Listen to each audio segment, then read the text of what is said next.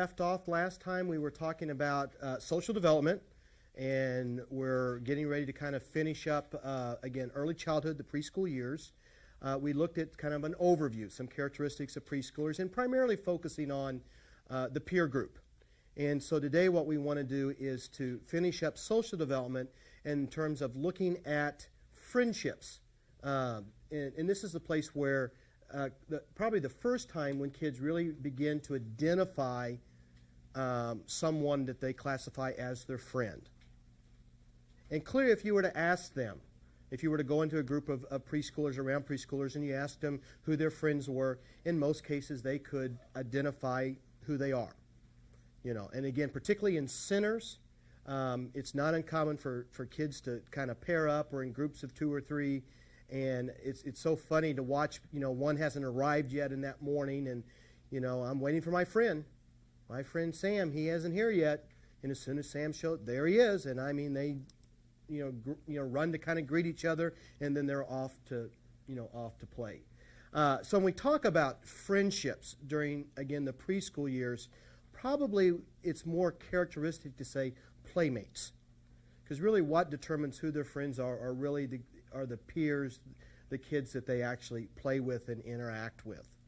What we'll see is when we move to the early elementary school years and then beyond, it's really a place where those friendships tend to take on a more intimate nature and take on some of the qualities that you and I might think of and characterize as being important to friends.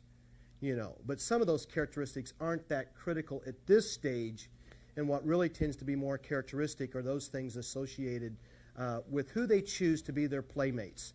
And so what we want to do is simply look at roughly about 5 common characteristics of who their friends are, i.e., or their playmates. Preschoolers often will choose playmates that share certain physical qualities. And again, these are, just broad generalizations. Can you think of particularly what aspect of physical quality would be important? In terms, and it's interesting, you'll see the exceptions, but they do tend to hold somewhat true. What might be a physical quality that might influence who their friend or playmate might be? What's that? Gender, and hold that one, because actually we're going to put that as a whole separate category by itself, because clearly, I'll go ahead and put it up now because it is a physical quality. Clearly from preschool, right on up, and even into adolescence until kids really begin to start get interested in the other gender, they tend to segregate according to gender. Now, you'll see exceptions to that. But you go into a preschool class and you see who's playing with each other. Boys tend to be playing with boys. Girls tend to be playing with girls. And for some of the things that we talked about the other day, just in terms of they tend to prefer their own gender's type of play and interaction. But clearly gender is one of those characteristics. What would be something else besides gender? Mm-hmm. Exactly, size, height, and weight. And why would that be to you? You don't have to answer, but why do you think that would be? They do tend to pick someone who's fairly similar in terms of their size. And you'll see the exception, but to avoid intimidation. To avoid intimidation. They simply are more comfortable with someone who's about their same size. Again, a familiarity, a commonality, a comfort level than someone who's really, really small with someone who's really, really large or older, so to speak. And again, you'll see those exceptions, but it's interesting how we'll see size. And again, I think this is changing dramatically in our society, and it depends upon early experiences. But again, it's not uncommon, that kids will often, choose similarities in terms of race sometimes, and just in terms of those. And some of that may simply be the experiences and the opportunity and the exposure. My son, one of his best friends when he was young was an African-American boy. But that's who he's in class with and socialized with. But even if you get into a group of a very diverse group, you'll still often see kids who often will play more frequently with someone, again, from their own culture, their own race. And again, I think some of that's just simply familiarity and comfort level. And then a lot of that, I think, has to do with the situation and what's encouraged and reinforced in terms of crossing over some of that. But again, it tends to be things that we share in common that tends to draw at this age, people together. And again, physical size, gender. Another thing tends to be common interest. And again, I don't think that's a big surprise. Kids often will play with other kids who like to play the same things. My son is always, from the youngest age, has always been interested in sports and balls. And I'll never forget, he had a friend over, a peer over to the house one time, who that wasn't their thing. And they just struggled to figure out what to do, what to play. And so kids will tend to gravitate towards other kids that are into whatever it is that they're into.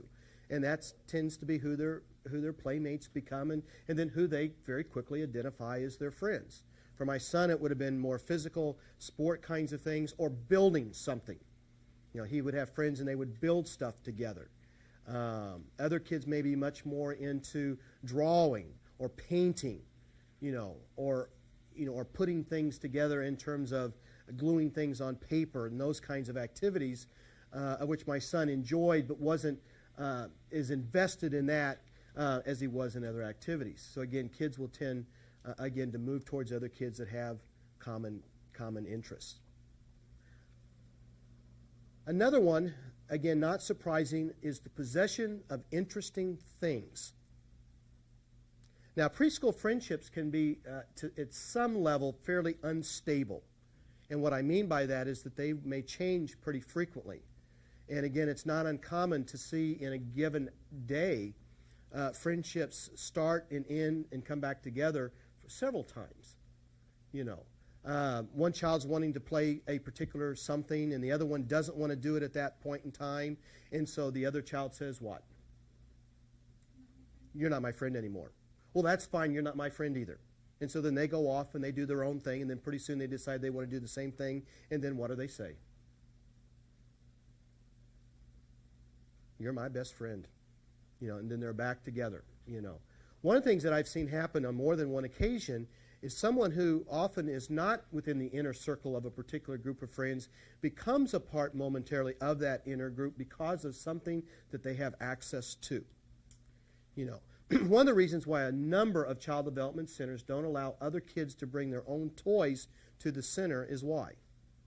And there are a lot of reasons. Can you think of a reason?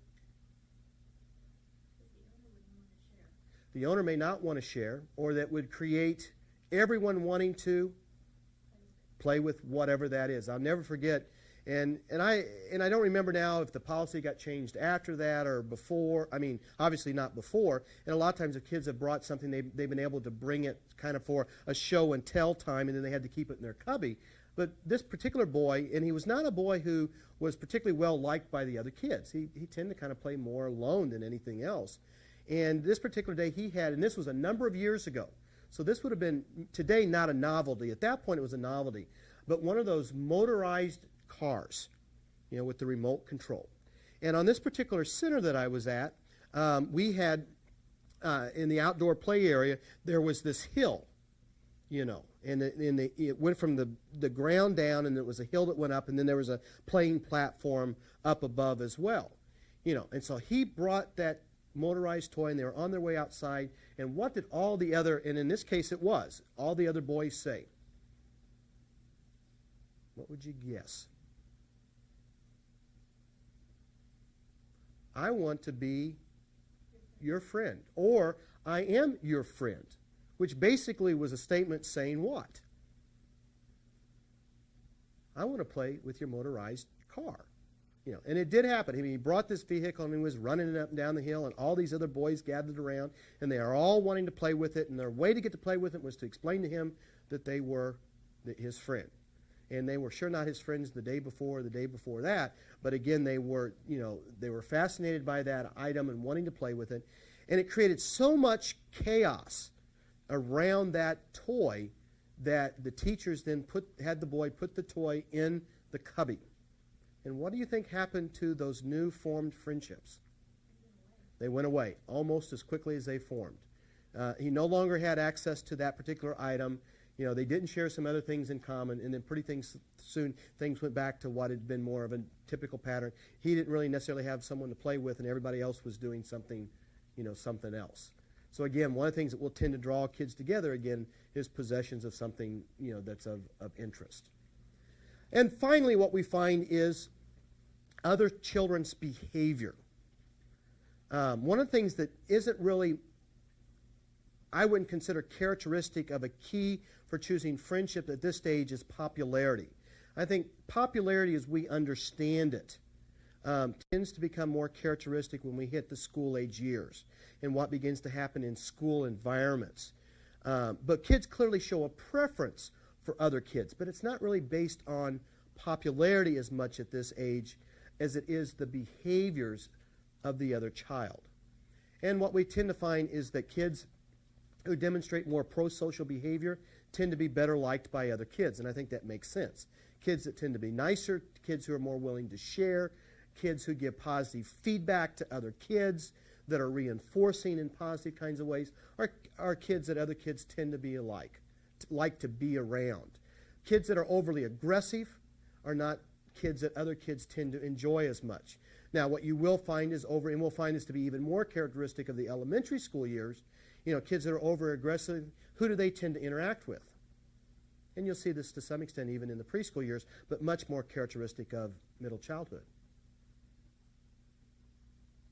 Because the really aggressive kids often do interact with other kids.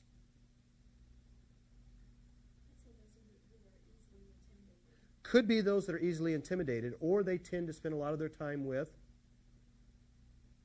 the other overly aggressive kids, of which you get 2 or 3 overly aggressive kids interacting together, and you spend a lot of your time moderating their activities, But kids who are really quiet, kind of not shy, but not as active, just kind of more easygoing, tend to not be drawn to other kids who are high energy, high active, and particularly aggressive.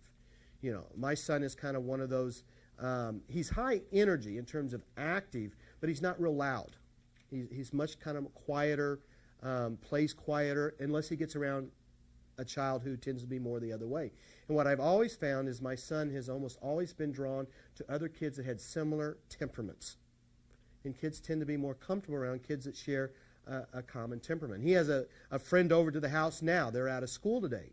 And it's interesting how well these two get along. And part of it is the fact that they just have such very similar temperaments. They're very easygoing. Together, they're not real loud. They're busy and doing things, but they're just kind of more go with the flow, easy flowing, and they're real easy to supervise because they, tend to always be really cooperative and really compliant, and they enjoy each other. He's got some friends that have different temperaments, and it's more challenging. They're good friends, they play together, but clearly their interactions are different. So, again, children's other behavior, the behavior of the other child, will influence who they show a preference for wanting to spend time with. So, again, when we think about friendships, and then clearly we begin to identify friends, and it's not uncommon for some of them to continue those friendships right on in. Again, if they live particularly in a small community, and they end up going to kindergarten together, and there's not a lot of kindergarten classes, and they're in the same class, to maintain those relationships that over time may grow to be more intimate, more personal. But at this point, primarily playmates, based on these 5 characteristics. All right, what we want to do now is to shift gears and begin to take a look at the final domain. We have looked at physical, we've looked at cognitive, we've looked at some aspects of social, and again, we're just hitting high points because there's simply not enough time to cover everything that we could in any one of those areas. And so now what we want to do is to take a look at emotional development. And we're going to look at emotional development at this stage of life in regards to 2 things. And again, they're both things that we have identified in that domain. We want to take a look at Erikson's psychosocial stage, and then what we want to begin to do is to talk about self-concept. Again, self-concept begins at the beginning of life, but begins to become easier to understand and characterize at this stage of life, and then we'll continue to talk about self-concept at every stage following that. So first we want to take a look at Erikson. Now, one of the common errors that happens is we often get Erikson and Piaget confused. So we're shifting theorists now. We're going to psychosocial. Can anyone remember what the 2 previous stages have been during the first stage in terms of infancy? Again, looking at Erikson.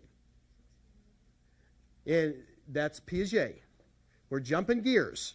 And again, it's the common thing that students do, and it's so hard to keep these two separated. And that's why I kind of re-quiz you all the time, because it's so easy to do exactly that. And you're exactly right. That is correct for Piaget. But again, we're going psychosocial now. Anyone remember? Excellent. Trust versus mistrust. And again, remember, Erickson said, that how we resolve the outcome of this stage will impact the next stage. Anyone remember what the second stage was? Kind of characteristic of, it's more than 1 year, but we kind of think of the 2-year-old. You're mostly there. It is autonomy on one end, doubt on the other end, but not self-doubt, but, anyone remember? Shame and doubt. Autonomy. And again, in that stage, we talked a lot about it was that first major thrust, towards independence, of which then kids are beginning to exert their independence, wanting to have more control over their lives. And if they're allowed to do that, they begin to develop, start to build that foundation for self-confidence. But if they try things or are not allowed to try things, then they begin to internalize that they are what? Which is where that shame and doubt comes from. Incompetent or not capable of doing it. Or if I try things and if I'm ridiculed for what I did or how I did it, then I may begin to feel bad about ever even attempted doing it. So again, the ideal is that when I come out of this stage, that I've developed a positive sense of independence or autonomy, which then lays the foundation for Erickson's third stage. Now, the third and fourth stage, I think, are the most difficult for students to remember. I think part of it is because they both start with an I. We're going to have to work really hard not to get these confused, because it is the common error. But this one is talking about initiative versus guilt. Again, that first I. Now, initiative, I think, is characteristic of this age group in terms, and we've said this just in terms of characterizing preschools in general, is, again, it's that natural desire to learn. It's that kind of innate push to want to explore their world and understand their world. They're intuitive, they're inquisitive, they're curious, whatever word you want to use. And so there is, particularly if they've come out of the previous stage with a sense of autonomy, then they're going to be more geared to continue this push for initiative. And here's what we begin to see is them beginning to initiate more things on their own. Now, if they come out of the previous stage, where they've developed a sense of self-doubt or a sense of a lack of feeling good about themselves, they're going to be less inclined to be willing to take that initiative for fear that they're going to be ridiculed or rejected, not accepted, or criticized. So again, if we're coming out of a positive outcome of the previous one, going to be more inclined again to be willing to, again, to initiate. And that's where we get the initiative versus guilt. Now, characteristics of this stage. Number one, the stage is marked by an increasing desire for independence. This will be a common theme. Because what is our ultimate goal? If I was a parent for my child. The ultimate goal when they become a young adult. Be able to take care of themselves, exactly, so that they really are independent, responsible, And so, we see a major thrust at that 2-year-old period. But what we're going to see, which is not a big surprise, increasing desire to want to become more and more independent until we get to that place to where I now move into young adulthood. And indeed, I am now given and expected, not only given the freedom, but expected to now be able to function independently. So again, we saw with the 2-year-olds kind of a major push, and it was really the first place where we begin to see this major desire or push to want to be independent, and this continues, but probably is not as drastic or as dramatic because we will have already kind of come through that 2-3-year-old, 2 into the 3-year-old period. But clearly there is a desire for increasing independence. One of the places we see that is striving to meet their own needs and making their own choices. And again, they're wanting to do more on their own even than they did in that toddler stage. And then clearly one of the things they're wanting to do is to have more desire to be more like adults. Now, can you think of, again, we're thinking about 3, 4, and 5-year-olds. Can you think of some examples of a preschooler, some of the things that they would strive to do, either because they just want to be able to do it on their own and have more control over their life, and or their desire to be more like the adult models in their lives? And you really begin to see it much more even at this stage than you did the previous stage. Just some things that this age group likes to do. Dress themselves, for sure.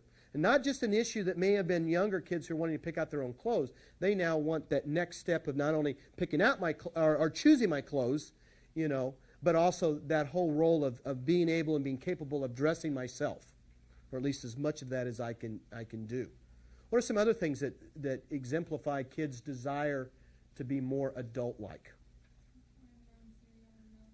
Excellent. Again, one of the things you see, and there are ways, and we'll talk more about this in a moment, there are ways that we can assist with that, but, breakfast. They want to pour their own milk. They want to pour their own cereal. They don't want someone else doing that for them. A couple other quick examples. Things that a preschooler would likely want to do. Makes them feel grown up like an adult. And one of them changes about the time they hit school. And it's not one thing, it's really a group of things. Preschoolers love to help out around the house. And I think some of that is because it does what for them? Makes them feel like a big person, because I'm doing a big person task.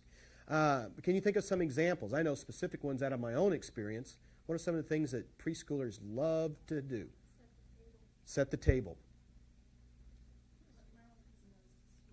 Sweep, yeah. And particularly if they sweep, and if they ever are given an opportunity to, they want to run the vacuum sweeper, And they love to be able to push that vacuum sweeper with it running. What else? A couple other things. Mine wasn't into setting the table as much as was fascinated with the dishwasher. Wanted to put dishes in the dishwasher and wanted to take dishes out of the dishwasher and then try to put them on the shelves. The other thing which I found intriguing, and probably the thing he most enjoyed doing, and that one really went by the wayside, was trash. He was just fascinated with emptying stuff in the trash basket. And he would go around the house. He would take the little trash buckets, dump them into the bigger one. He just thought that was so neat. Now, he's almost 13, and I don't know that he ever empties trash anymore without being guided or directed to do that. Can you think of a couple other things that this group loves? There's another major one. I don't know if this is the major one or not, probably not, but last night when my daughter and I were sitting at the kitchen table doing homework, Jake brought out a box of crayons and a notebook that I had given him and wanted to do his homework. Okay, yeah, to do his, yeah, and again, feeling like a much older child. It's not the one I was thinking of, but it clearly is a good example in terms of wanting to do an older child's homework and to participate in it and do that. The other one I was thinking of is helping cook. And this age group loves to help cook. And they want to do it all. I mean, two of the things that my son wanted to do, and he now can, but was crack eggs. He wanted to crack eggs. The other thing that he just was fascinated with was the beater. And again, I remember when he was 4 or 5 years of age, and they're at the age when, with some help, they can do that. And so he was up there on a stool, and we were mixing something in the bowl, and I was right there, by him, and he was, he wasn't really doing anything but holding the thing, and it was going around in the bowl, and so then I made the classic mistake of saying that it was done. But as soon as I said it was done, I was not quick enough to turn it off. I said done, and the beater came out of the bowl, of which all the batter on it went flying everywhere before I had time to shut it off. If I had shut it off and then said done, we would have been fine. But he just pulled it right out, and of course, he thought that was kind of funny, but it took forever. But he's always, not now, but at that age, was just fascinated with, in the kitchen, wanting to help cook or stir or beat something. Like I said, he was really fascinated with he just wanted to crack those eggs, on the side of that bowl. And of course, unfortunately, if he would have, we would have had eggshells and probably everything else in the world in there. But there are lots of things. Again, helping out in, whether it's My son also, and again, I only have the one and a boy, but if I was working on a project around the house with tools, wanted to help with the tools. Not only just hand the tools, but he wanted to either work the wrench or work the screwdriver or do something and was convinced he could get that screw undone. Or hammering. Loved the thought of hammering something. Yeah. Yeah, and they're at, and to do that on their own, because by this time most kids are now past the toilet training kind of stage, and it's funny to see, particularly when they're wanting maybe more privacy and closing the door and doing that all by themselves. And again, it's a major sense for them of accomplishments and being able to to do something. And again, you see this, you hear a lot. I can do this and I can do this myself. And I want to do it myself. You start to see that younger kids, but it really begins to kind of escalate at this age group, wanting to do more and more on their own. Another characteristic is they begin to formulate and are capable of formulating a plan of action and carrying it through. And again, you see this more characteristic in their play. We've talked a lot about some of the characteristics of play in the cognitive, domain discussion. Can you think of an example of what this would look like? What is something that would illustrate them formulating a plan and following through on it? Anyone think of an example? And this is different than and you see it in their play, and it would be different than, again, looking, watching younger children, toddlers. They may do some of the same play activity, but we don't see the intentional plan of action. Anyone think of an example? What about with blocks? What will you find with preschoolers around blocks, do you think, that would illustrate plan of action?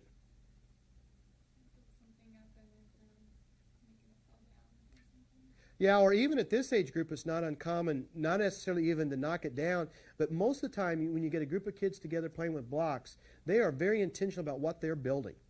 And they will build whatever it may be, whether it's a city, or they may build a network of roads, and they will set other objects up. Again, we've talked about how they use one thing to represent others.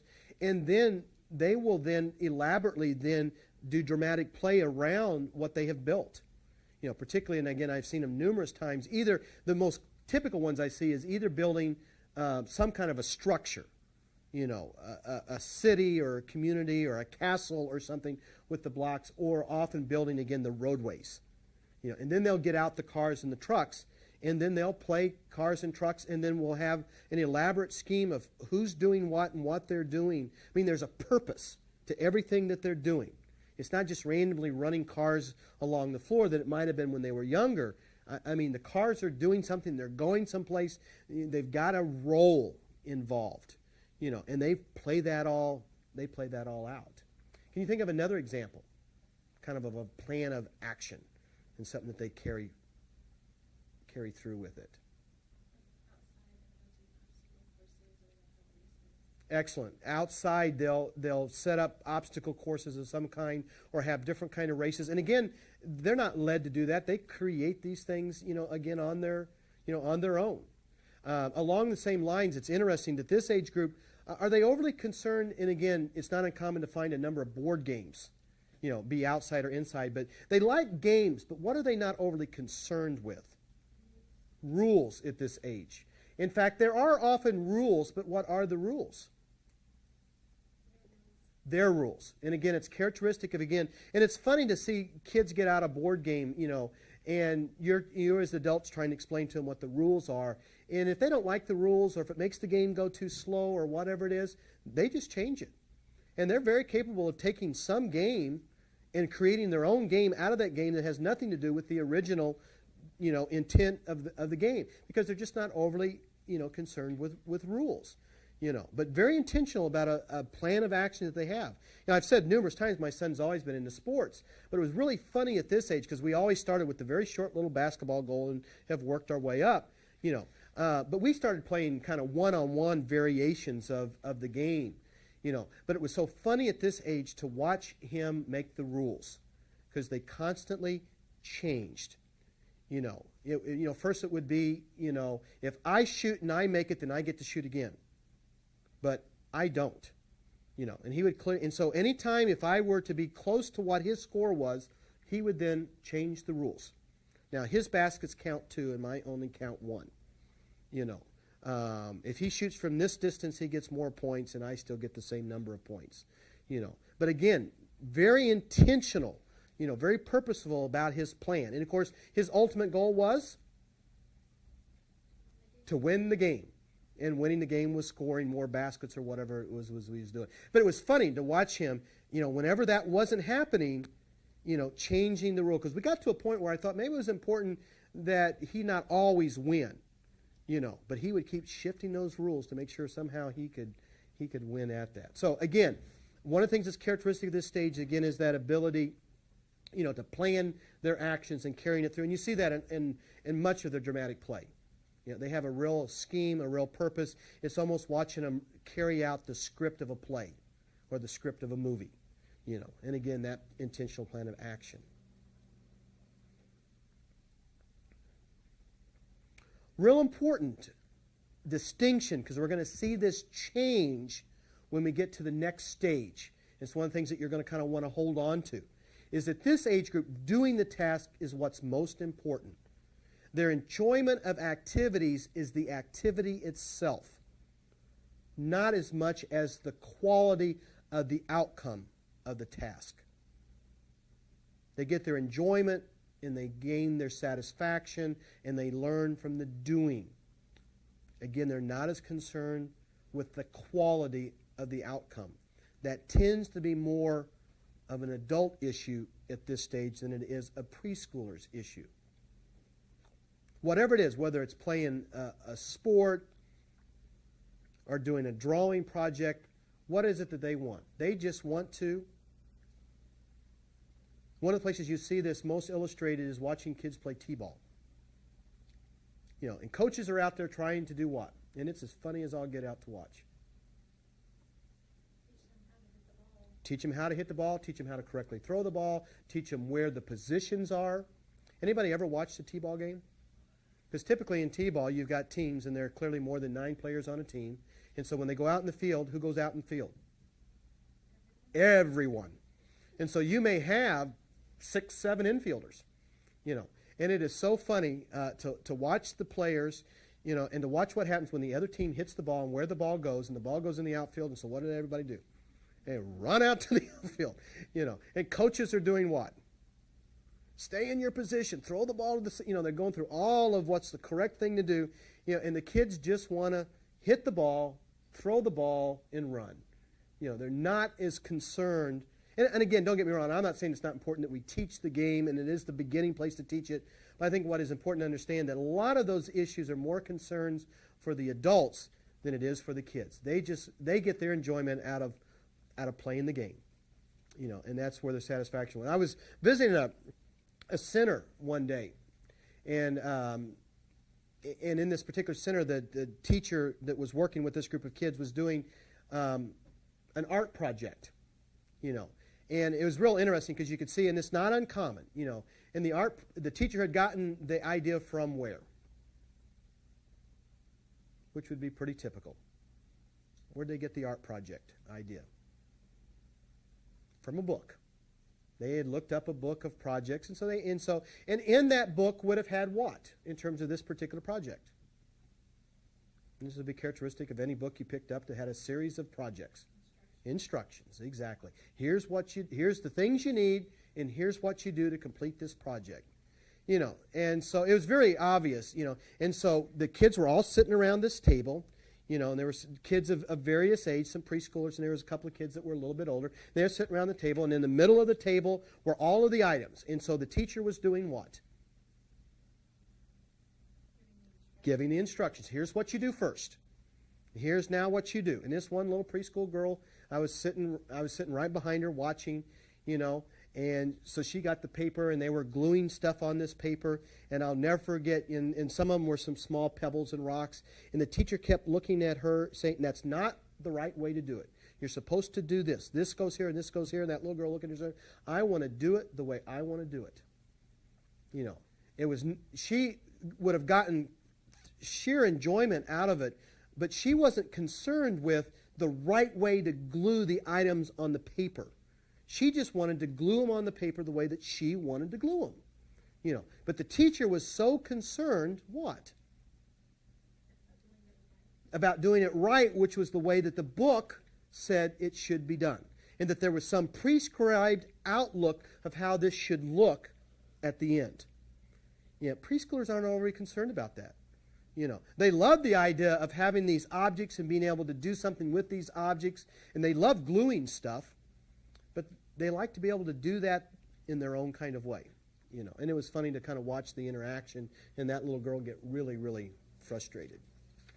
All right, some guidelines. Again, initiative versus guilt. What we want kids to do is to feel confident in a desire to want to take the initiative to try to do different things without feeling a sense of guilt. Now, where would the sense of guilt come from, do you think?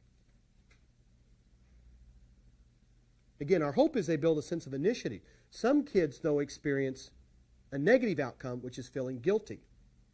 Where would that come from? Maybe not being able to complete a task, or punishment in some form for having not completed a task correctly. Again, one of the things that you see a lot of times is, again, as we said, this group has got this real, going back to your example you used about the milk and the cereal, something the kids really love to do. And if they're allowed to do that in a way that they can be successful, they're going to create initiative. But what happens if all the statements that the child is always given is, you can't do that. If you do that, you're going to spill the milk.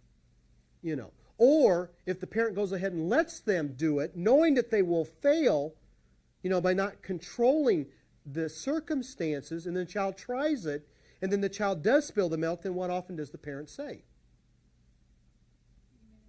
You made a mess. I said you couldn't do it. You should have. You should have listened. You should have let me do it for you, which begins to internalize the message that you're not capable of doing it, and that you should not have even tried. So then if I do and I don't succeed, then I feel guilty for ever having tried, and so what am I going to begin to do in the future? Not try. And so then I begin to back away from taking the initiative, feeling, guilty that I'm not able to or capable of, or then when I try, I somehow don't live up to certain expectations. And so I begin to internalize more of a negative self-image than a positive one of feeling capable of being able to try new things and master new things and feeling good about having taken that initiative. And so some guidelines in terms of how to nurture a positive outcome is they need opportunities to explore and experience new things. Again, there is the natural desire for that. We've talked about that already. But what we need to do is to provide, positive, healthy experiences where they can explore those learning situations and will feel successful and good about it. And so some of that is how we then control the environment that they're able to explore. We want them to learn new things, to experience new things, but we want to make sure that those are going to be positive outcomes for them. But they need the opportunities, and we need to provide them for them. This one we've already talked about a couple of times when we're talking about this age group in general. But adults need to develop plans and make arrangements for providing continuity and consistency. Again, one of the things that we've said a couple of times before about preschoolers is they like predictable environments. They like routines. They like patterns. That's what gives them a sense of security and comfort that allows them to be willing to initiate and to explore and to learn new things. And so it becomes important for adults to make sure that they're able to provide those routines, to provide that consistent, predictable environment. And if they do, then it's going to encourage that exploration. This one we've already begun to make reference to,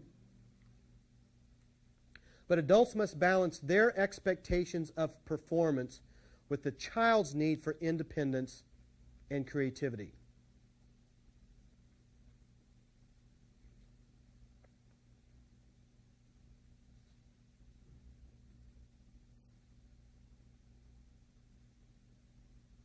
Again, parents, adults working with this age group tends to be, at this stage, sometimes overly concerned that preschoolers do something the right way. And a lot of times we don't give them, again, the freedom to utilize their own creativity and to exercise their own freedom of choice, particularly in places that are really not all that important in the big scheme of life. One of the places that I see it's so classic, and it's not life-altering in any kind of way, but it's children in coloring, particularly if children are coloring in a coloring book. What do adults tend to be really preoccupied with? Two things. Staying inside the lines, and what else? The right colors. Exactly. Because somehow the adults, basic belief that the right outcome for coloring this picture is for this picture to be colored in the lines and everything to be colored the right color. You look at preschoolers, is that their concern? What is their concern? Getting the crayon on the paper and being able to pick what color they want and putting that Crayola anywhere they want to put it. And staying in the lines is not that big of a deal. But you see it all the time, as we begin to approach the fall. And if the child is doing a picture with pumpkins or Thanksgiving of a turkey, what must that pumpkin be? Orange. And heaven forbid if it's anything else but orange, or if that turkey's not brown. And you'll hear parents all the time or adults say, that's the wrong color, got to paint it this color. And so afraid that they won't, as they get older, learn what color things are. I remember that's something I went through. I couldn't stay inside the lines, but it was from my peers, from my friends that told me that I was bad at coloring because I couldn't stay inside the lines. Yeah. It wasn't my parents, but peers. Which probably for them had been strongly reinforced that it was important to do that. So now they want to make sure you know that. And again, this all becomes, which we're going to talk about in a little while, becomes real important to, again, the building of self-concept. And whether this sense about whether I'm doing something right or wrong or good enough, or whatever that, however we may internalize that, But what also begins to say, and one of the things that happens is this age group tends to be very, very creative. But one of the things that happens for us, I think, a lot as we become adults, and I know I'm guilty of this, is that I'm not a very creative person. What do you think causes us to start to lose, I think, some of that creativity? Because this is one of the places I think it begins. Because and we don't talk in here a lot about creativity, but to do something creative means what, just in simple terms? To be different. Creativity is about doing something in a different way, a novel way, some way that's never been done before. But all of a sudden, if we're not careful, even at the preschool age, we begin to send a message that, what? And coloring is just a simple example. We do it in a lot of other ways in life too.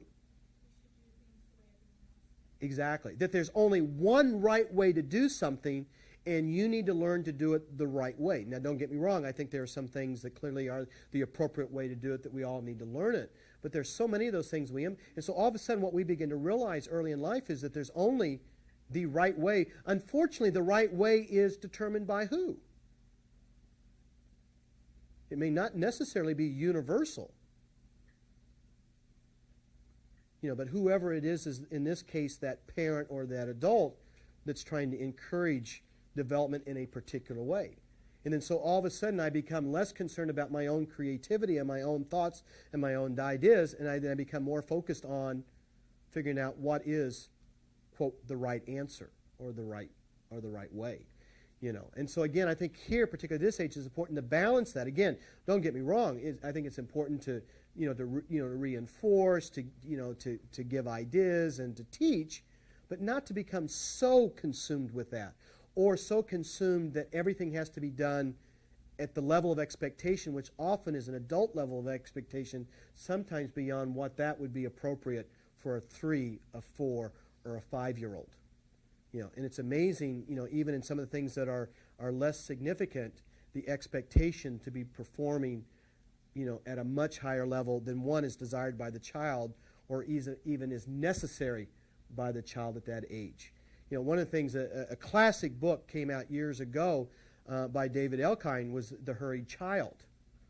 And you see it today. One of the things that's happening right now that's such a focus in our society is the push for readiness for school.